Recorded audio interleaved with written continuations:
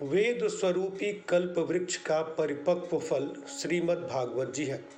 यह सभी वेदों एवं पुराणों में तिलक अर्थात मुकुटमणि है। वेद रूपी वृक्ष की शाखा में लगे हुए भागवत रूपी फल में भी सुखदेव जी जैसे तोते ने अपनी चोंच लगा दी है। हमारे समाज में ऐसी कहावत है कि जिस फल में तोता अपना मुख अथवा चोंच लगा दे वह फल मीठा हो जाता है, किंतु यहाँ ऐसी बात नहीं है, बल्कि तोता उसी फल में अपनी चोंच मारता है जो फल पहले से मीठा हो। सभी शास्त्रों ग्रंथों को छोड़कर सुखदेव जी ने मात्र भागवत का ही गान किया, क्योंकि इसमें भगवान की भक्ति रूपी मिठास भरी हुई है। यह कहना है आचार्य उमेश चंद्र ओझा का।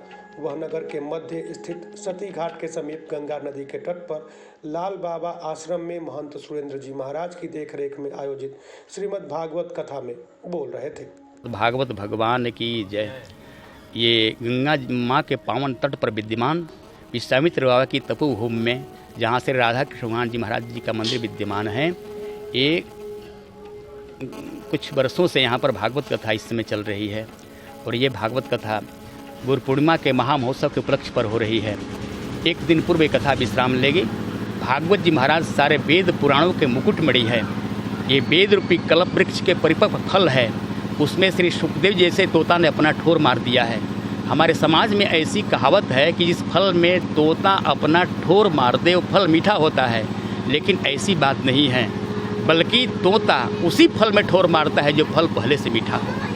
सारे शास्त्रों को छोड़ करके एकमात्र श्री सुखदेव भगवान श्रीमद् भागवत का ही गान गाए। उसका एक ही कारण था कि सारे शास्त्रों से हट करके श्रीमद् भागवत जी में जो मिठास भरी हुई है, भगवान की भक्ति रूपी मिठास, वो और शास्त्रों में नहीं है।